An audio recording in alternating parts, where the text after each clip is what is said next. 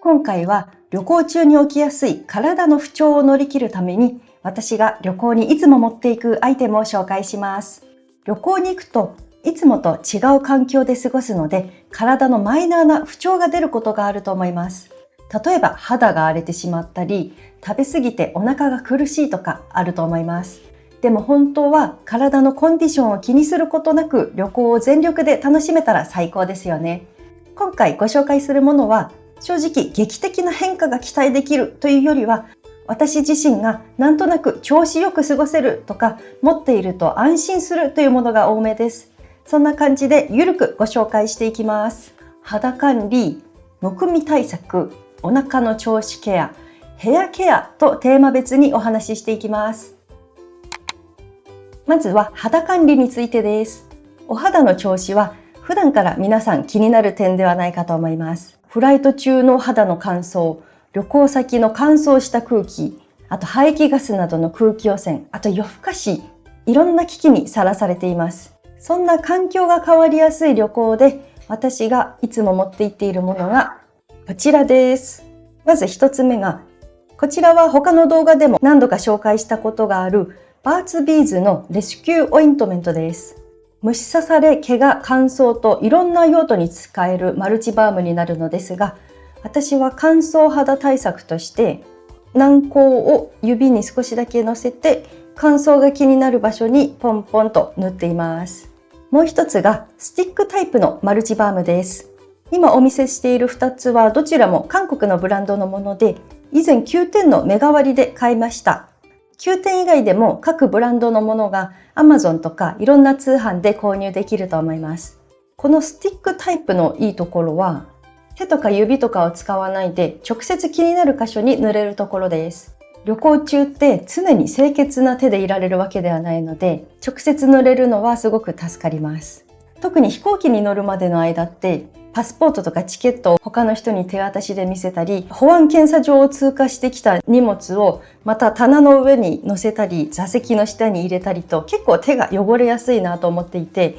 私の場合はメイク落としとかのスキンケアは飛行機に乗る前に全部済ませて、機内では必要最低限のポイントケアだけをするようにしています。もう一つ、旅行の肌管理で使えるのがクレンジングウォーターです。日本の水道水は軟水ですけど、海外の水道水は硬水の国も結構多いです。硬水で洗顔するとなんか肌が乾燥しやすいというか、突っ張る感じがします。そんな時に洗顔の代わりに使えるのがクレンジングウォーターです。ミセラーウォーターとも呼ばれています。これはメイク落とし、洗顔、化粧水と3つの役割を果たしてくれていて、洗顔のために必要以上に水道水を顔にかけなくて済むし、あと時短にもなるし、使う場所も選ばないので結構旅行と相性がいいんです。使い方はこのクレンジングウォーターをコットンにたっぷり染み込ませて、そして顔を優しく拭き取ります。私は朝の洗顔代わりに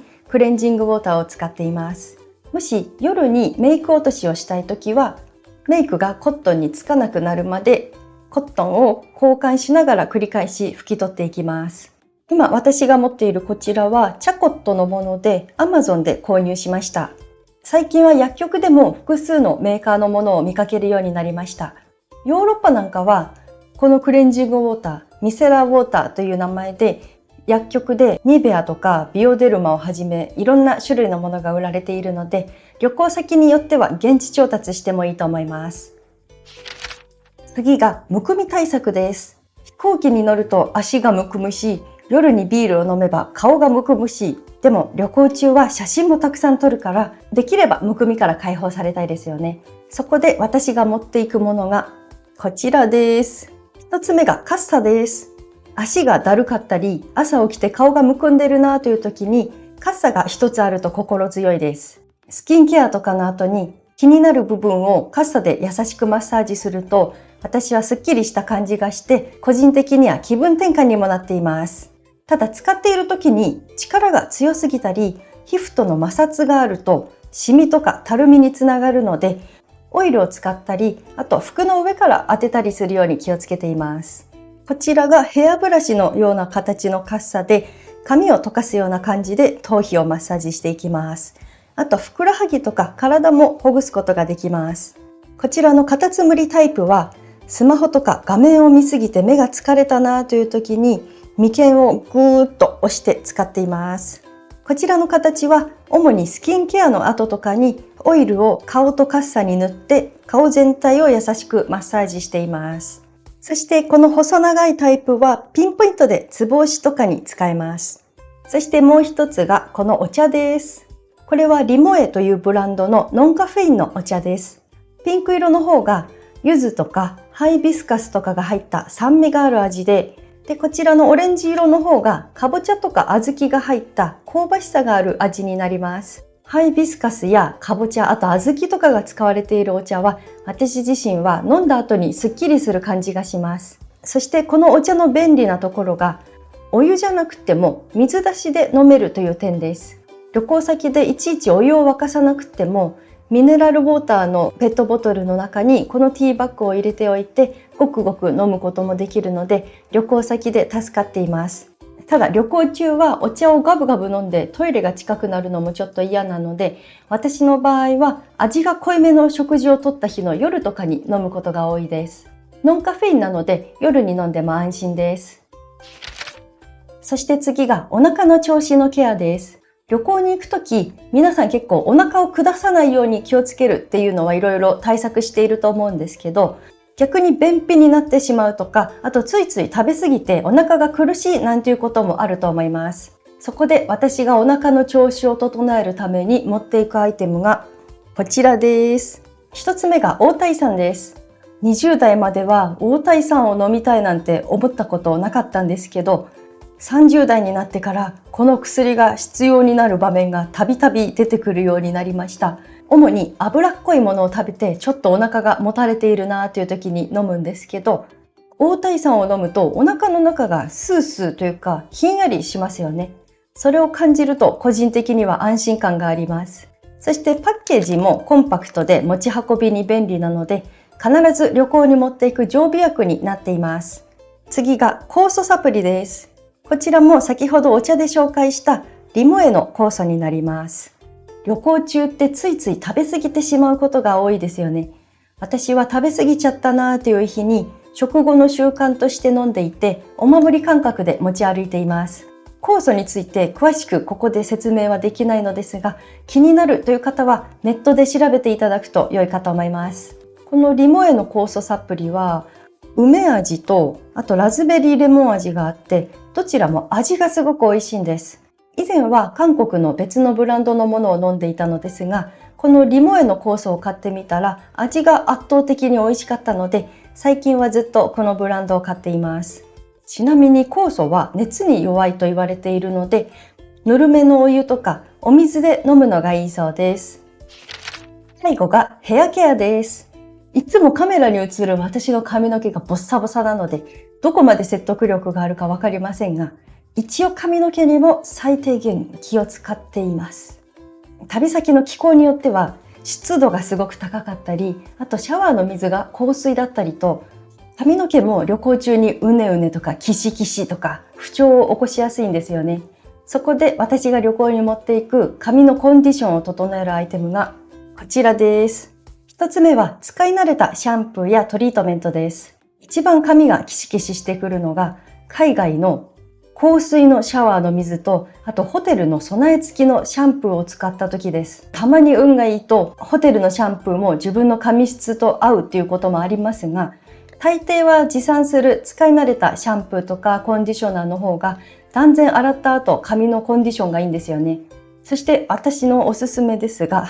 このトリートメントです。これはタイで売られているもので定番のタイ土産なのですが、実は日本の Amazon でも購入できました。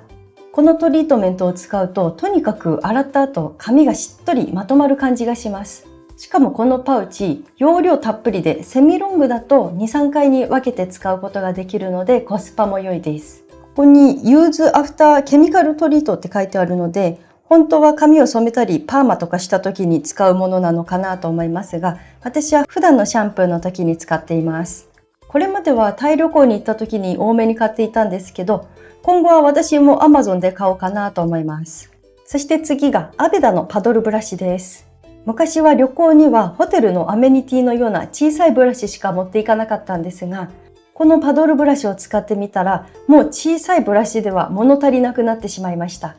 というのも、以前は旅行先で髪をブラッシングしてもなんかまとまりきらないのが悩みだったのですが、パドルブラシでしっかりブラッシングするとやっぱり髪がかなりまとまるんですよね。繰り返しブラッシングすると寝癖もある程度解消して、あと軽い頭皮のマッサージにもなります。レギュラーサイズはかなり大きいので旅行には向いていないんですけど、このミニサイズだと大きすぎず小さすぎずちょうどいいかなと思います。私は1泊の旅行にも必ず持って行っています。あとはヘアオイルも毎回必ず持って行っているんですけど、少し気をつけていることがあって、湿度高めの東南アジアとか行くときは保湿力の高いヘアオイルを使うと髪がすごくオイリーになってしまうので、行き先に合わせてテクスチャーを軽め重めと選ぶようにしています。以上になります。いかがでしたでしょうか？旅行って非日常を楽しむ時間なので、もちろん食べ過ぎたり夜更かししたりするのも醍醐味だと思っています。でもちょっとしたアイテムがあるだけで気分よく過ごせることもあるので、気になるものがありましたらぜひ試してみてください。あと今回は紹介しなかったんですけど、SNS とかで他の方の旅行に持っていくアイテムを見ていると、リラックスアイテムとしてアロマ系のものを持っていっている方が多いなという印象でした。例えばお香とか、あと枕に吹きかけるミストとかですかね。皆さんもこれ持っていくといいよというおすすめのアイテムとか、あと毎回持っていかれている美容グッズとかあれば、ぜひコメントで教えていただけると嬉しいです。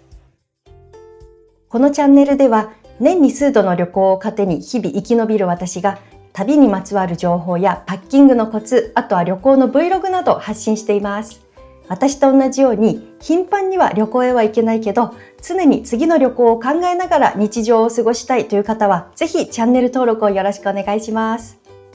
今日もご視聴ありがとうございました。またねー。